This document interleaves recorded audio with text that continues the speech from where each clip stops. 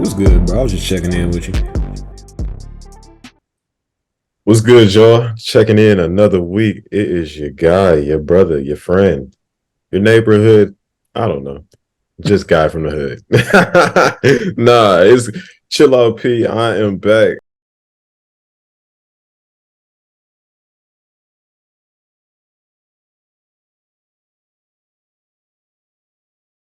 We got as always, my guy, Mr. Qualified. What's going on, people?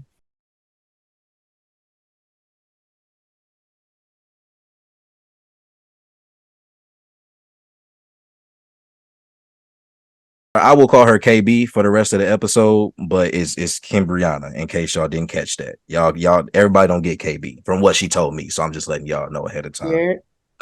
nah, nah, but yeah, just tell us a little bit about yourself and then also how you got like your background of how you kind of got into the mental health and mental health space and like what you've been doing so far.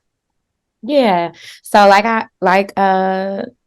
they mentioned, my name is Kymbriona Taylor. Y'all can also call me KB. Well, no, y'all can't call me KB. Let me stop. But I am currently a PhD student in the counseling psychology program at University of Missouri.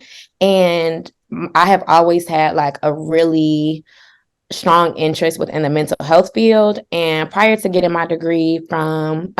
starting my degree here at Mizzou, I have worked in residential settings and hospital settings, and that has been working with severe mental health issues, which has ranged from individuals struggling with suicidal thoughts, eating disorders, substance use disorders, depression, anxiety, trauma. And a lot of my interest of mental health has been from personal experiences, not only with navigating mental health my own, but also navigating mental health in the Black community. I feel like we all are aware of different stigmas within the mental health community as it relates to being Black, and also not seeing enough representation of Black therapists and Black psychologists, which I think is it doesn't necessarily determine how someone's mental health experience is, but I think it could be really helpful. So I wanted to be a part of the numbers when it comes to Black people being able to see someone who looks like them when it comes to seeking mental health therapy, and also with wanting to be able to conduct assessments and research related to Black mental health. Yeah. So that's a little bit about me. No, that's fire. That's fire. I know I personally want to ask, did you feel like that space of mental health felt any different within like the hospital spaces? Because like mental health can obviously take place in multiple different industries. So do you feel like the practice is any different, or is it just a matter of, adjusting to whoever the patients or the clients may be? Yeah, that's a great question, honestly. One thing I have realized with working in different settings is that it comes with different levels of severity as it relates to mental health. Sometimes we call it severity or acuity, and the higher acuity that or the higher severity that someone has related to whatever mental health challenge they're facing, it can ultimately determine the symptoms that you see. It can also determine your safetiness, like with the way that mental health works. Like the highest level of care for the most severe is hospital settings, which is where I worked, and it was particularly called inpatient. And then residential is the next step from that, where individuals are like in a specific space, but they're able to contract for safety a little bit more. So they don't require 24-hour care, can have a little bit more freedom, but still not ready to be on their own. And what I'm doing now, as far as seeing clients for individual and group therapy, this is for individuals who are struggling with their mental health, but ultimately able to keep themselves safe. Okay. So yes, the severity level is different across settings. And while I enjoy helping people in the inpatient and residential settings, I realized that it was ultimately taking an impact on my own mental health. So I felt like working with individuals who was less severe was a little bit more the balance that I needed for myself, to not only care for others, but to be able to care for myself at the same time. Speak a little bit more on that. How do you navigate that challenge of not letting your mental health dwell, while trying to care for others? Ooh, I like that, P. I would honestly say that it's a journey because being in the mental health field, I have noticed that a lot of my colleagues and peers have gotten into the field predominantly because of experiences that they've had personally or have witnessed from others.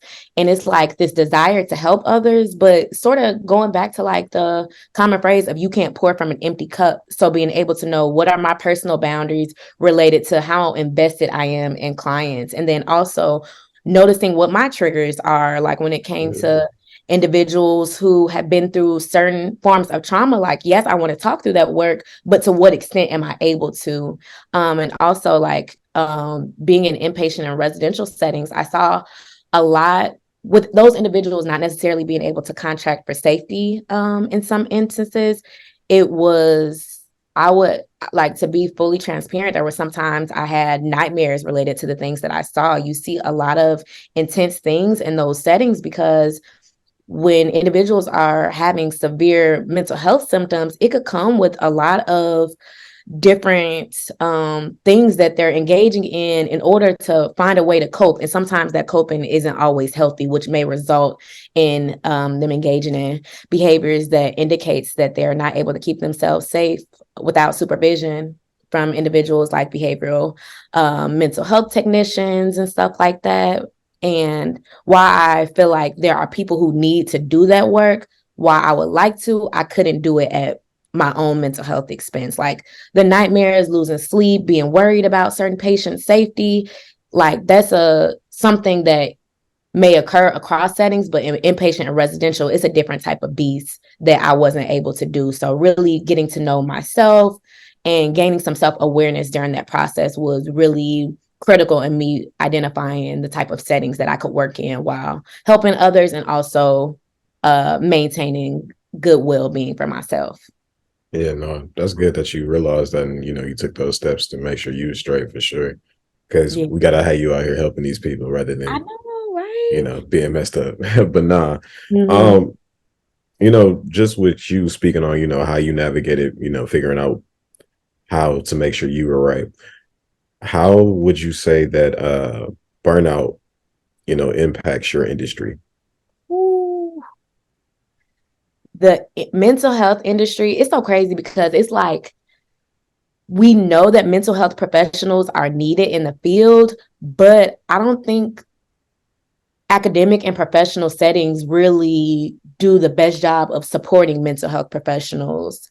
Like how are we supporting these folks to be able to do mental health work? There are instances where not even from the settings, the residential and inpatient specifically that I came from, but across the country, across settings, a lot of these residentials and inpatient centers are understaffed. Or even if you look at the amounts of Black graduate students who are getting their degrees in mental health professions, the number is a lot different compared to our white counterparts. And I think it goes to show like, how are we recruiting people of color in these mental health professions? And how are we going to retain the individuals that we are recruiting in those spaces? Like, I feel like there are times where there should be more processing that happens for mental health professionals. Like I am a huge believer of your therapist should have a therapist. But what does that look like when the areas that we're practicing in, there's only a few of those professionals in the field?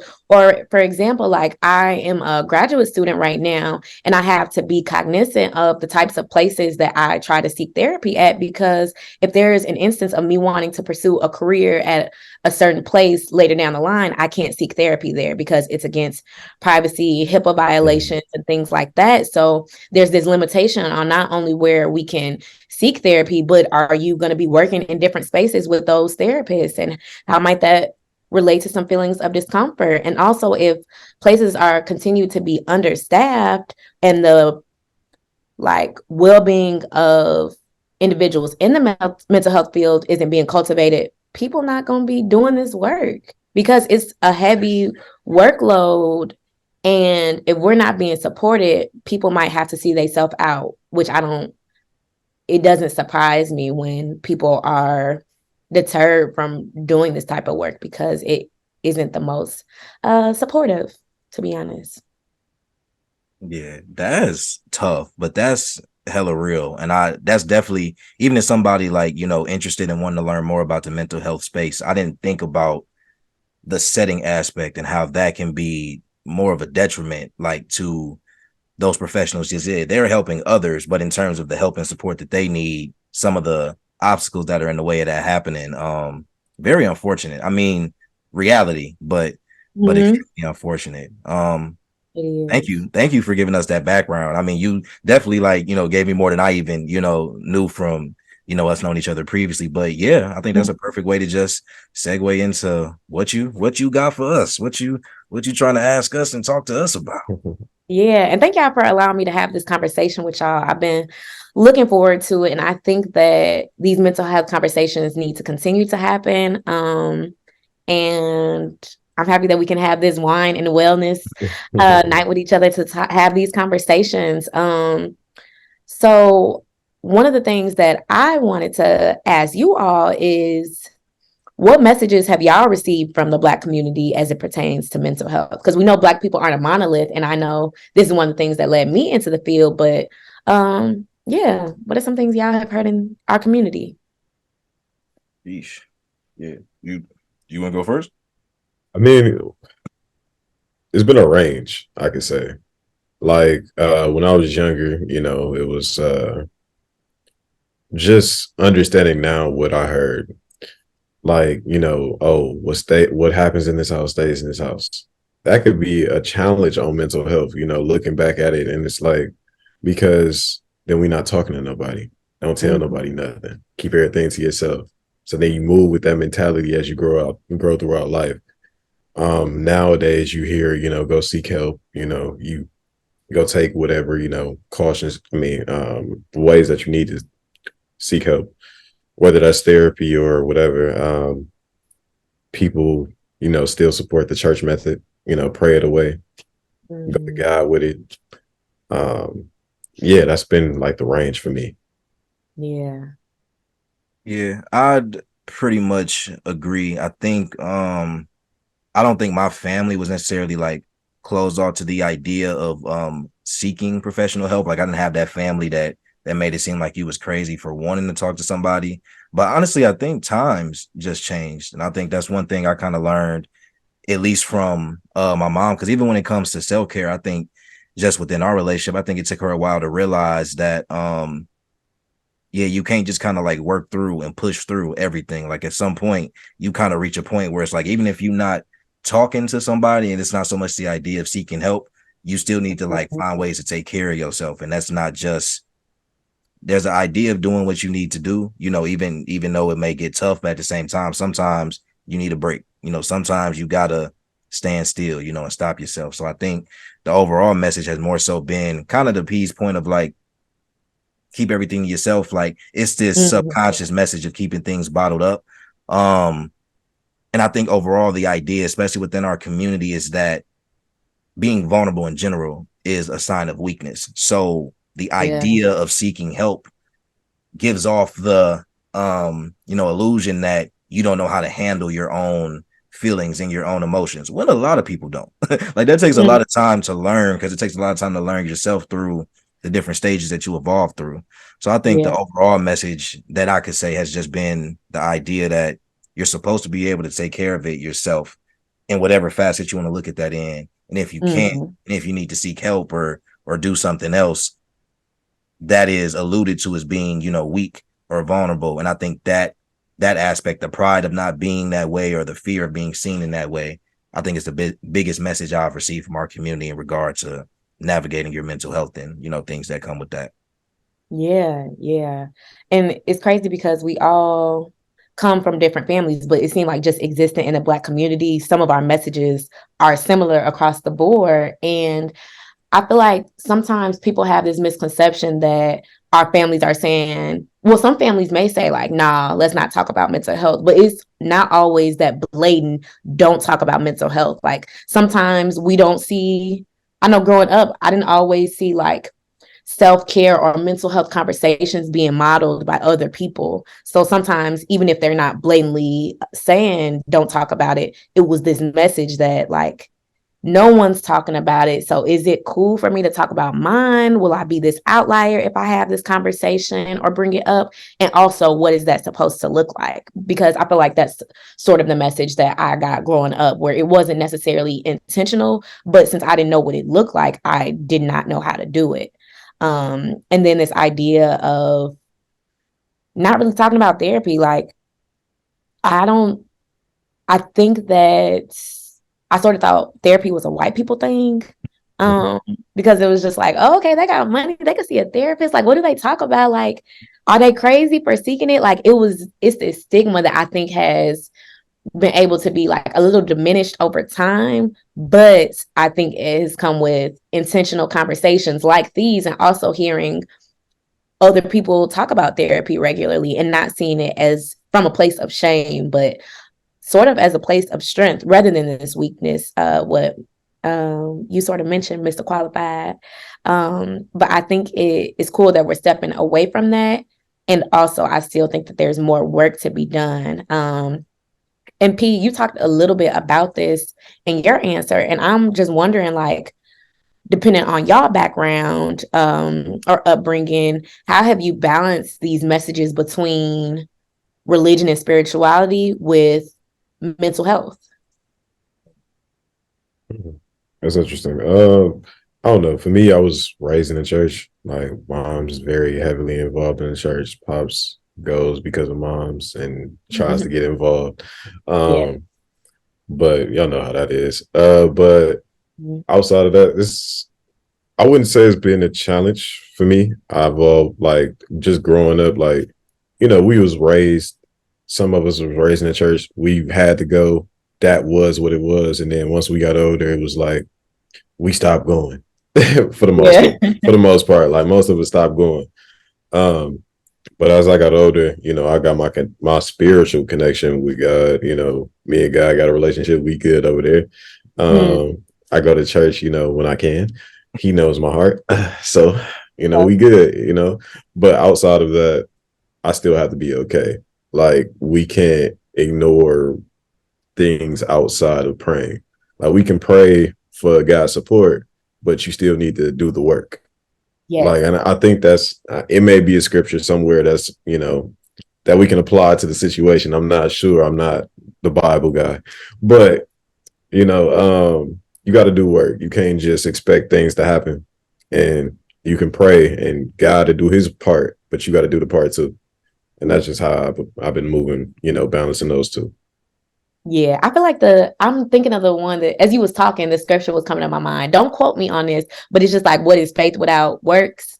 Was I it? think so. Something like I You that. live What with it. It's something it's in like that that. realm. It's in don't there. like that. Hey, my mama will correct us. She'll see it. Ooh, and my mama probably gonna be blue because she gonna be like, "Girl, now you know which Right. scripture that came from." Right. But I feel like that's like is a testament to this idea of like, yes, we can pray about it, and what are we doing in order to contribute to our well-being?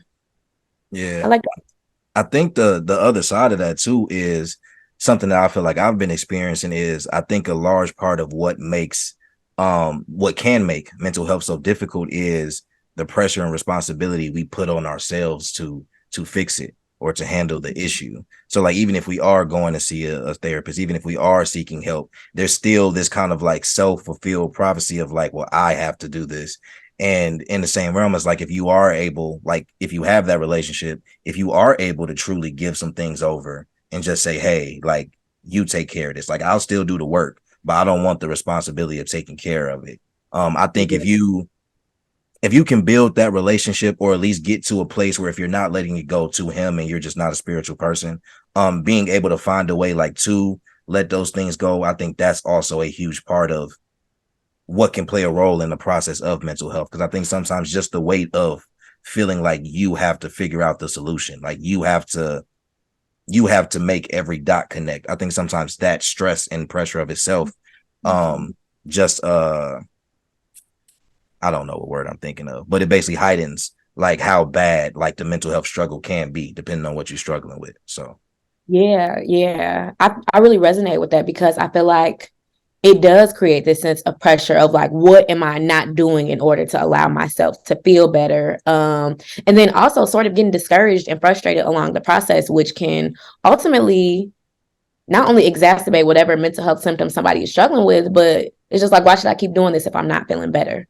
And I think with physical health versus mental health, there's still this like difference between the two. Like if someone has a medical or physical health issue, I feel like there is not as much pressure put on the person to feel better. Like we know that it's a process and that it takes time for our bodies to adjust. We have to go to doctor's appointments. We have to potentially take medications or get certain procedures done. And I still feel like we're not at the place where mental health is seen that same way. Like what are the perceptions of medications for mental health concerns? Like, do people frown upon that? Is that, oh, sign of weakness? Is that, no, my mental health is not that bad, so I should be able to handle this myself? When studies have shown that, like, not only medications has been, can be helpful for people, but also like natural remedies. If we think about our ancestors and ways that they have found ways of healing, in more like of a medical way with different types of, I'm blanking on the word. Remedies. Yes. It's something else related to remedies, like natural products and shit like that. Oh, Yeah. yeah, No, you you fine. good. You You good. fine. You okay, my good. bad. I'm You like, dang, I good. done cursed all these people. You good. You We fine. didn't beat the YouTube timer. We like 10, 20. We good. Okay. Cool. But yeah, I just feel like there's still some work as far as seeing mental health in the same way that we see physical health when it comes to learning that it'll be a process, seeing our therapists or mental health professionals in the same way we view someone seeing a doctor or a nurse when it comes to medical concerns. Yeah. No, that's real. That's a great point, actually. Yeah. I never thought of it that way. That's Yeah. Yeah. Struggles all around. Yeah. Do we have time for me to ask another question for y'all? Absolutely. Yeah. How much time we got? As We much got time as you time. need. We got time. We got Okay, time. we got time. Okay, I could talk a lot. I could talk a lot. So make sure y'all let me know, like, okay, let's wrap it up. But we talked about this intersection between mental health and religion a little bit. Mm. And I'm interested in y'all intersecting identities as Black men. Like, what have been some of the ways y'all have heard messages related to Black men's mental health specifically, and how have y'all navigated those messages? Man, that's funny. I feel like our second episode was basically on this damn near. But Really? yeah, Oh, but I mean, but honestly, we recorded that episode hellas ago though. So it's definitely been like some evolution to that. But I think one thing that we both agreed on is that as Black men, and definitely the way and where like we were raised, it's really just it's about weakness. It's about vulnerability. It's this idea that anything that is not even so much macho, but anything that looks anything that doesn't show this sign of respect, or anything that doesn't, I won't say fear, but it's more so this idea that you just gotta be strong. You gotta be a real man in whatever way like you define that. And that's typically by actions that we see. And a lot of it is, I mean, it's what you see in the mainstream, but it's also what you see in your families. It's what you see in your older cousins do, you know, your uncles do, whatever the case may be. And not to say these people are bad people, but you know, everybody got a different opinion and different definition of what that means. So what they teach you, whether that's intentional or not, you know, kind of comes out. But I think that I feel like I've realized that the most difficult part of it, I feel like for me as a man and as a Black man, is when that intersection of figuring out yourself intersects with trying to figure out what it like means to be a Black man to you. And then as that pertains to in general, how you may navigate your mental health, if that's even something that you're really aware of, I think that's a very tricky intersection. And I think that I've been in that space somewhat recently, especially if I think about like kind of back to like COVID, and as like a lot of the social justice things were happening, and as a lot more of these kind of movements, and it started to become more of a thing, and it started to become more blatant,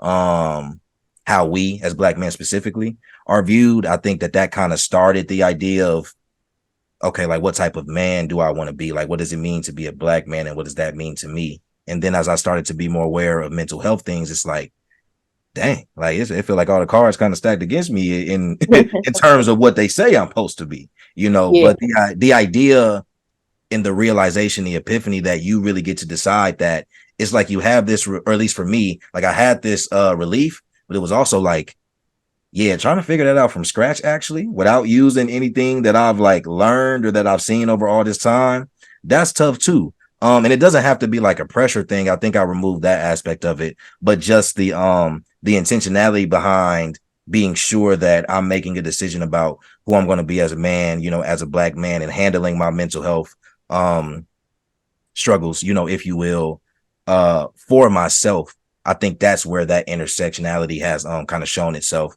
in my life and my journey so far. So I hope that answered it. But It does. okay. It does. Thank you for sharing. Yeah, no. I think for me, just connecting a little bit with what Qual said, it's always been the idea of what I like, similar to what he said, the idea of what I want to be viewed as a Black man. Like never too much of what anybody else said or the outside media influences. It's always been about what I thought about myself. So with that, I just had to go through that journey, like just hearing the different things and all right, do I want to be this way or do I want to be that way? Or like, all right, like hold on. Like we got to do this work. Like I don't care if they think I'm white. Like my name already Patrick. I don't care. Like it is what it is. Uh, so it's like I just got to do the work. Like whether that's praying about it or going to therapy or just talking to the homies or talking to somebody.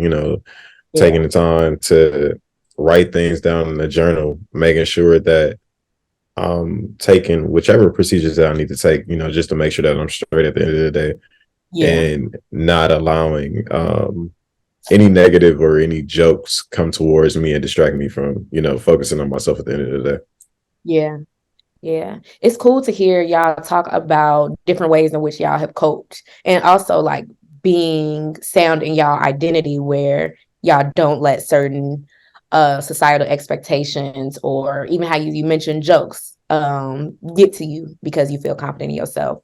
I think that's cool because I feel like it's a clear difference between having this conversation with y'all and having this conversation with older males who have grown up in a time where masculinity, especially hypermasculinity or even toxic masculinity, as well as like patriarchal norms was something that really shaped how Black men have navigated mental health. So it's really reassuring to hear that y'all are, I don't know, contributing to the change of Black men being able to have these conversations without feeling like it's an attack to their identity. No, for sure. I can appreciate that because I can imagine like a conversation with both of our pops up here be a lot different. You know what I'm saying? Like I know my dad would probably be like, yeah, no, like I'm straight, I'm good. Mental health. I mean, I pray, I'm straight. I got stuff to take care of. Huh? Mental health, what's that? Exactly. I got bills to pay. I got work to go to. Like, right? I don't know. I feel like they never take the time to really. As they're getting older, I know for sure. Well, I can speak from my personal experience. Like as my dad is getting older, I notice him just changing in certain ways, and I'm like wondering to myself, like, dang, do you talk to anybody?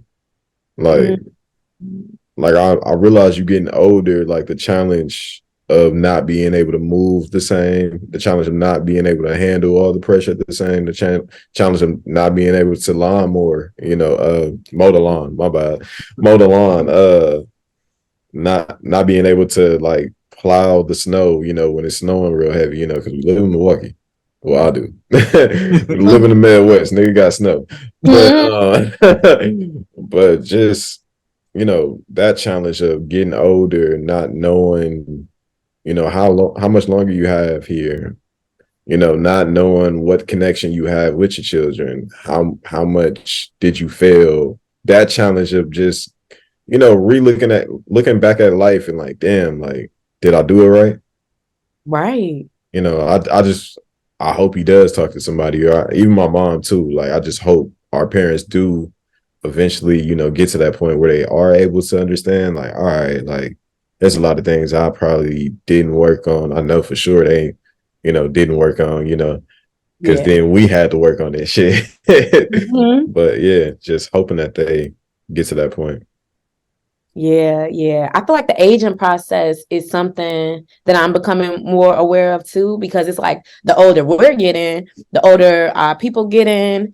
And it's just like, I was talking to a mentor not too long ago, and they were like, and they're older, right? Older, Black woman. She was like, I got more years behind me than I do in front of me. And I'm like, sis, don't talk like that. But it's true, as they are Yeah. reaching like milestones as like being 50 and stuff like that. And I was texting my granddaddy the other day, and I was like, just checking in, like, how is everything on your end? You good? And he was like, yeah, you know, I'm always good. And I asked him, like, because he really, anytime I check in with him, he's good. Like, that's just his response no matter what. And I asked him, like, even if you wasn't good, would you tell me? And he was like, probably not. Haha.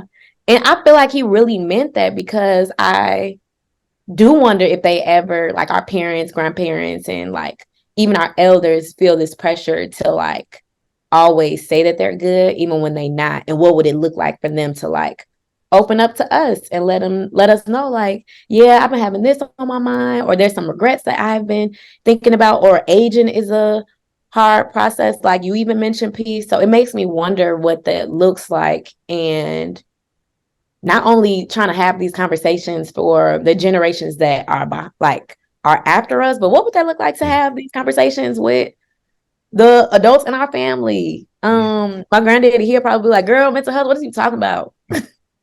But I don't know, you bring up a valid point, P, about that. Like, what would those conversations look like? Yeah. Switching gears a little bit, actually. You brought up something interesting, and I just wanted you to touch on it a little bit. Mhm. You being a Black woman in this space, what has been your experience in that? Mm. Let me grab this wine real quick. Yeah, no, we need Cheers, to answer y'all. that for sure. What'd you say? I said we need to answer to that for sure. That's a major question. Oh man, y'all. I feel like I could write a book about my experience as a Black woman in mental health. Like the amounts of discrimination that I've experienced. I feel like I've had to almost put to the side a little bit to remind myself why I'm doing this work, and that this degree of getting like my PhD in counseling psychology is not just for me, it's for my community, and for the culture, for real, because I know that there's a need for Black psychologists, but there have been so many spaces that I feel like try to remind me why Black people don't occupy these spaces, because it is unsafe. It is unsafe from primarily an emotional and mental perspective. I feel like I remember being in residential and inpatient settings where I would take care of, like, there were times where I had patients who were older white people, and they struggled with memory and stuff like that, but would still Mm. use a racial slur when I did something that they didn't like. And it's just like, okay, so you can't remember some of that other stuff that you're talking about, but you could remember that you associate my skin color with a racial slur. Like, your memory ain't all the way gone. And it's just like, here I am offering you all the support, but at the end of the day, you still see me in that light. Like, that's hurtful. And as I'm in this doctoral program now, being at Mizzou, which is a PWI, and like have history related to the Thomas Jefferson statue, and them wanting to protect the history of that compared to what messages does that send to their students of color, and also not having a lot of professors that look like me. I specifically came to Mizzou because I wanted to work under a Black advisor, and she left I think my going into my third year of the PhD program, and that was hurtful because it's like I came here to work under this Black individual, but she also had to make the decision to leave if that was what was best for her. As far as the factors that led to her leaving, I won't speak too much on that, and I don't have the full information to that anyway, but it's just like Black students are wanting to work with professors in educational spaces who look like them, who have had similar experiences, and there's not a lot of them. But being in a program, it makes me realize like why it's not a lot, because PWIs do not really cultivate spaces for Black people to exist. Like even being in Columbia, Missouri is not a lot of diversity here. So it also has an impact as far as building community and stuff like that. And discriminatory practices, even within higher education, has been something that has been discouraging across this process. You have instances where our culture isn't bought into the program, or they'll have DIE initiatives at the university level. But if Black students and other students of color aren't benefiting from them, are y'all really like caring about the initiative itself, or is it more for show? And I feel like it makes it hard to even encourage students of color, particularly Black students, to come to pursue graduate school, because it doesn't always feel like those types of systems are created for us to not only survive in, but to thrive in. Like, and that's across disciplines. I've even heard that from Black graduate students who are in different disciplines from my own. And I just don't think that a lot of spaces are purposeful about retaining Black individuals in certain spaces. And it's very clear. It's very clear, which is hurtful, because it's like, I want to do this work, but y'all burning me out along the process and are not taking into consideration my Black identities. Like when I go to a client space, I want to go into a space with my clients, I want to be able to show up as my authentic self, but then having people respond and say it's a question to my professionalism. Just because I'm not code switching doesn't mean it's an act of not being professional, but this is Kymbriona and this is who my clients are going to get, because as my authentic self, that's where my best work gets done with my clients. And I'm here for the clients, period. So I hope that answers your question. Did it? Sure, it did. That's Yeah. real too. No, that's real as hell. Yeah, no, I think that last part really struck, because I think all Black people have that experience. But I mean, from only such a perspective, like I can admit it because I don't fully understand it, but I can only imagine that the professionalism conversation and dynamic for Black women specifically, because they literally find anything to make it seem like anything from whatever norm they've decided in their head is the norm, that it takes away from what you're able to do, how effective you are. And it's literally the most blatant ignorance to me, you know, that there is. Because like you said, there are clients that need to see you in all your Blackness and your full essence. Like even when you take age into consideration, like you being a young Black woman therapist, I'm just imagining somebody who is 16, 17, 18, 19, 20, 21, walking in and seeing you, and the difference for them, like in walking into that room versus if it's somebody who's white, or even if it's somebody who's a little older, like that, all the things that make you the resource that you are, they try to claim, you know, almost as unprofessional. Yeah. It's yeah, I can only imagine, but no, that last part you said really that one hit home. That was a nice way to slide in for the inside part. Yeah. I appreciate that. And I just wanted to add that it's not even only related to like code switching when it comes to professionalism in their eyes. Like, y'all know Black women, we love to switch up our hair. Like, I could be walking in with a middle part bust down one weekend, and then next weekend I might have my little curly fro, and the comments related to like, oh my gosh, your hair is different. Like, or if I'm wearing my natural hair and it's a little poofy and with the curls, like, is everything okay? Like, your hair is different today. And it's just like, no, we could just switch it up all the time. And even if we think about hair bands that have been in professional spaces. Like, what messages is that sending to Black women as it relates to being professionals? Like, our hair doesn't define our professionalism at all. But I do think that Eurocentric norms related to how we wear our hair, is it straight? Is it neat in the way that they would see it? Like, a white girl could come in with a messy bun, but if I have a messy bun, it's gonna be a problem. So I just really think that Black people and Black women specifically are really hyper surveillance when it comes to professionalism, which can ultimately keep certain individuals out of certain spaces despite how qualified they are. Yeah, big facts. That's real. Mm. Sheesh. Yeah. What an answer. My God. Yeah. My God. Shit. One thing I actually do want to ask as a kind of a follow-up. You Yeah. spoke on the challenges that you've experienced in being a Black woman and being a Black person in this space.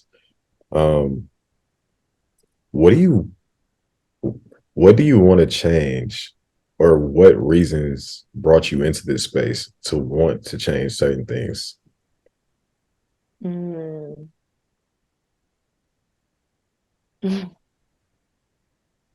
I think I remember when I was younger, not younger, I was in college, and I had a Black therapist, and I remember the impact that she had on my life. And I said, you know what? If I get an opportunity to be able to do this work for somebody else who looks like me, then that's a job well done for me. Like, I think that God has truly placed this desire in my heart to be able to not only be in individual therapy with Black clients, but also to be able to inspire other Black individuals to do this work for our community, for themselves, and also to be able to find myself having a seat at the table. With working towards your PhD, it opens up a lot of different doors that may not be as easy to access without those credentials. And I really hate to say this, but it's true. So I'm gonna walk in my truth that, like, sometimes I be feeling like, or I feel this way, and I will socialize to think this as well from messages I've received and within my family of, like, Black people got to do more in order to be at an equal playing field compared to their white counterparts. And I think when hearing that message growing up, there was no ill intent of the people who said that to me, but it's something about being able to have those credentials that can allow you to earn the respect that you deserve, to be able to find yourself in certain settings related to those credentials. And while I would express to young women and to girls after me, don't seek the degree for that route, and to also know that the different opportunities that you can have related to having those credentials, like being able to be a professor at a research one institution. So that means that they're engaged in a lot of research, and then also being able to engage in research related to the Black community. It can be easier to access when you have your PhD. So I can go into spaces, not only explaining to a lot of spaces that are predominantly white, like, this is the work that the Black community needs. And I have done that research that shows what it is that I'm advocating for and why it is that I'm advocating. So it opens the door for us to be able to have conversations, and for me to also be knowledgeable about different research that shows the vision that the Black community should be able to have access to. And also I'm learning to do assessments for neurological disorders and stuff like that. So that could be anything from autism, ADHD, learning disorders. And I'm not sure how familiar y'all are with this, but Black boys have it's a statistic that shows that they are overdiagnosed with ADHD. And I think it's a matter of their symptoms showing up differently than their white counterparts.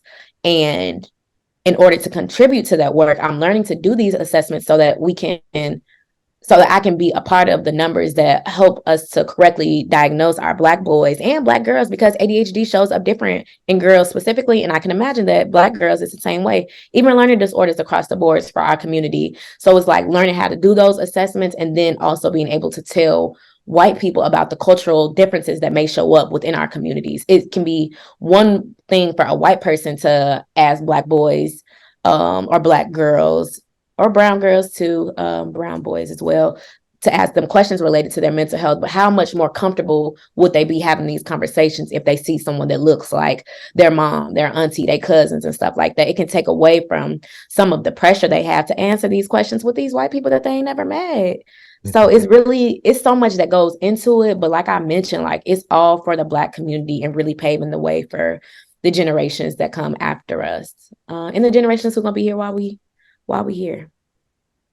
Yeah, that's very important work. Yeah, I ain't even, that statistic is crazy, but I mean it makes a lot of sense, and I think that naturally, like I know for me, I'm not in that field, but the more you start to realize certain things like that, the more you start to get different perspectives on just the education system as a whole, those type of assessments that you're talking about.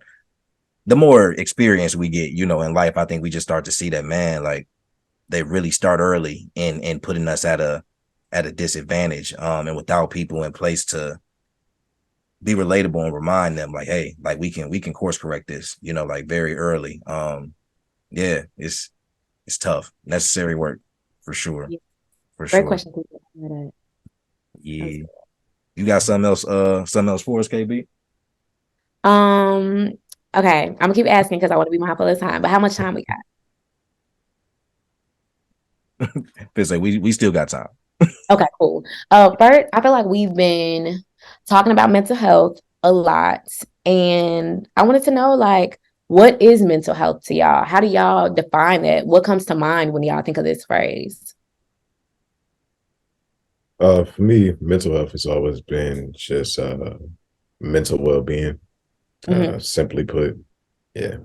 Thanks. Yeah, I think it's just the health of your mind, your mental, your mindset. Because you can have I wouldn't say negative necessarily equals unhealthy per se, but you can have an unhealthy mindset, or you can be doing things that contribute to an unhealthy mindset. So I think mental health just focuses on, is your mind in the right place, and what are the reasons, why your mind may not be, Yeah. So the reason I wanted to ask y'all that is because I find myself having this conversation a lot with not only my clients, but colleagues, family members, friends, and stuff like that. So I agree with both of the things that y'all said for sure. And I also wanted to add that, like, there's a number of factors that can make up our mental health, and I feel like they don't get talked about enough. So I wanted to talk about these different domains of wellness that ultimately can make up our mental health, and then start a conversation as far as like, how are y'all working on these different areas, and maybe what are some areas that y'all would like to work on in the future, as well as like what are barriers to working on this specific domain. So there's 8 dimensions of wellness, which includes emotional, which has us thinking about like, how are we coping effectively with life and creating satisfying relationships, not only with other people, but with ourselves. And then there's also social wellness, number 2, and this not in no specific order. This is just me going off the dome. Social wellness is about like developing a sense of connection and belongingness, as well as like a well-developed support system. Like, who do you have in your corner for you or whatever. The next one is intellectual wellness. So recognizing ways that we would like to expand our knowledge and skills with related to either different hobbies or different things that you're interested in, like researching or learning about.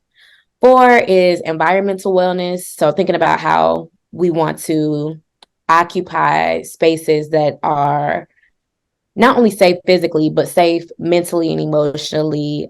Is it a pleasant space? Is it a stimulating environment? And this could be anything related to the environment that you work in, your house environment. Like, is it clean enough for you? Do you feel like your place is messy? Do you feel like your home doesn't really feel like a home type shit? And then, oh, I'm sorry.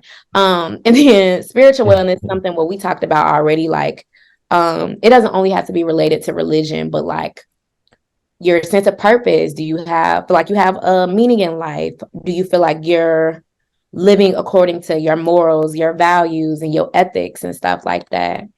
I forgot what number we on, but I'm getting somewhere. Vocational wellness is thinking about like your career. Do you have a work environment or a job that results in personal satisfaction? Is it enriching to live in that? I mean, to be in that space. And then financial wellness has us thinking about satisfaction with current and future financial situations. So that could include like generational wealth, income, savings related to that. And then the last one is physical wellness, which consists of like recognizing the need for physical activity, eating healthy. What are your sleeping habits? Are you going to the doctor regularly? And things like that. And also wanted to plug that November is men's it's funny, but not really funny, but like it's called Movember, where it's related to like men's awareness month, men's health awareness month. So it's just like for men, how often are you like following up with your annual exams? For women, same thing. And are you getting regular testing related to like STDs, physical examinations and stuff like that? So I know I threw a lot of different domains with y'all, but I also wanted to express like the importance of these different domains of wellness to our mental health, because mental health isn't this independent thing of other things that we have going on. So with that being said, I wanted to know like what domains in your life do y'all feel like y'all are currently working on to maintain wellness? And then what are some goals that y'all may have related to the other dimensions of wellness that y'all would like to begin to give a little bit more attention to? And let me know if I gotta share the different domains so y'all can see it out. Yeah, I definitely may need them again for sure. Yeah, because I was about to say like on some ignorant shit. Like I don't even know. Like I'm just focusing on being straight. I ain't gonna lie. And I feel that, and it's just like sometimes if we just going with the flow with everything, depending on like a person's personality, a person's lifestyle, that may be fine. And what are some of the ways that we could be more intentional with making sure all of our needs are met in different dimensions? So I'm gonna share. What's a good way to share it with y'all? In the chat? Is that gonna move it? No, the chat shouldn't move it. But that will help for sure. Okay, I sent it to y'all in the chat. So it's emotional wellness, physical wellness, career wellness, intellectual, social, financial, environmental, and spiritual. I'll try to start, because if I don't, I'm gonna lose it. First and foremost, we didn't know if it was Movember. We didn't know if it was Movember. We was trying to figure out what it was. When you first texted me that, I said I ain't never heard of this. We ain't know what that was. So Movember, Pat, Movember is what it is. Now we know. Yes, November is men's mental health as well as prostate cancer. Just to make sure y'all know that. But a lot of people don't know it. But it's conversations like this where y'all could have more knowledge about like, okay, like a reminder to, okay, is everything good down there? Do y'all need to get a prostate check? Because that's real shit for real. It is. Shit. Okay, prostate. No. All right. But yeah, as far as these dimensions, I think the dimensions that are the most prevalent and that I'm the most active in right now are emotional, physical, spiritual, and probably environmental. I think mainly just because I'm in this really, really deep space of transition. That's a whole nother pod for a whole nother day. Because of that, I think all of those wellnesses, all those different dimensions have suffered. But I think the good thing is I'm actively aware of it. So I'm actively trying to be intentional about making it better. But it's a it's a tough process. Like it's a discouraging time, generally speaking. But at the end of the day, I think the fact that I know that, you know, things will get better, and I know that there are some things I can be doing intentionally to make things better. I just try to focus on that and keep that as positive as possible. I As far as like vocational and intellectual for sure, I definitely didn't even think about or even realize as dimensions. So those were very interesting.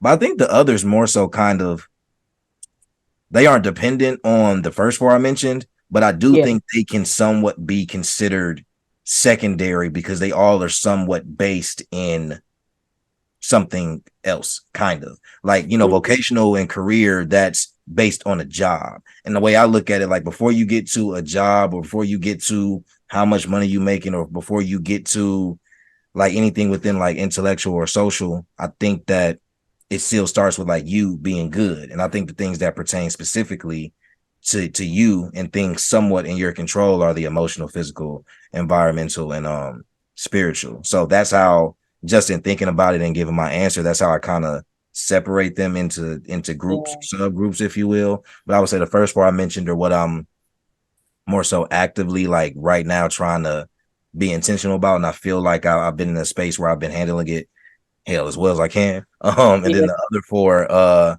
definitely things that I keep in mind, and as I learn more about them and become more aware of them, I think just being more intentional about them when those seasons come to focus on that particular dimension. So right. Yeah. I appreciate And with me knowing the dimensions now, I could say for me it's been emotional, environmental, and financial. Those are the three I've been focused on the most recently. The other ones I don't really like, as far as like spiritual. Like the other ones, I feel like I either feel I'm straight about, or I'm just not focused on at all. Or they, like Qual said, they connect, like the job connect with the vocational and the, situation or whatever. So yeah, I'm just super hyper focused on those, and just being aware of, hey, this is the things that you're working on right now. And like the challenges of being stressed, or the challenges of different emotional reactions to situations and things, just take time to, understand what I'm feeling, and make sure that I'm not reacting too fast to certain things, and, not allowing too much pressure to gather within myself. Yeah. I appreciate both of y'all, like, not only identifying which ones y'all focused on and maybe not as focused on compared to the others, but also recognizing that like some of these may not apply to everybody, and some of these also may not be applicable to different parts of our life. Like, Steve, you talked about being in a place of transition. Like sometimes when we're in a transition phase, like it may look differently from someone who is already feeling established in certain ways, or have been in a certain stage of their life for a certain amount of time. And P, I did want to mention that your first answer when I said like when I was asking the question, it was like, nah, I'm good altogether. It sort of changed a little bit once you had insight to different dimensions of because as niggas, we just cover things and just be like, we straight, we good, and don't really answer things. But if you asked us and take the time to have a conversation with us, we could break it down for you. Yes, and that's why I really wanted to share with y'all on y'all platform, is because like when I learned about these dimensions of wellness, I was thinking like, damn, some of these I don't even think about, or I'll think about them and not realize that it has a name to it or whatever.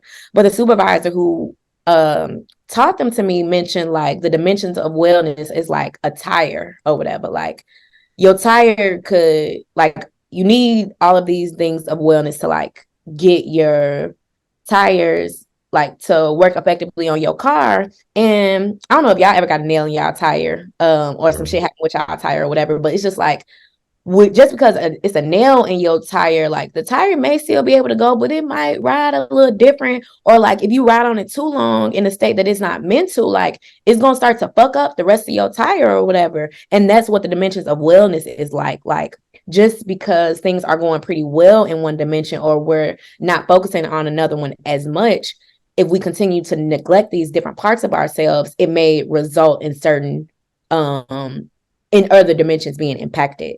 So I think when we have a name for certain stuff, it can allow us to pay a little bit more attention to it. And of course, it's different strokes for different folks. So it might not be applicable to everybody, but I do think that it is important to let different people know about the different parts of wellness that can impact their mental health and what all goes into being an individual, and like, I don't know, making it a more personal experience when you are thinking about what your mental health looking like, not only in conversations with yourself, but checking in with yourself. Like, damn, how am I doing socially? Or like, have I seen my friends in a minute? Or how am I feeling about my friend group? Is there people that we need to take out of our friend group? Is there certain spaces that we notice ourselves not feeling the best in? So I think it can be really helpful to self-assess the different wellness of dimensions when you don't know where to start or you don't really know how you're feeling. So just a little baseline thing that I wanted to